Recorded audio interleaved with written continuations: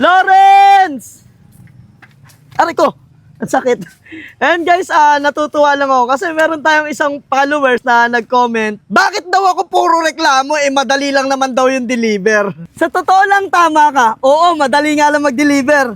Wala na nga sa oras yung pagkain namin Minsan yung tanghalian, nagiging gabi na yung pagkain namin.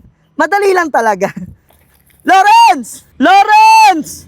Ano ba to si Lawrence? Sangkatin na nga dito Balik tayo dun sa nag-comment. Oo, ang dali lang talaga mag-deliver.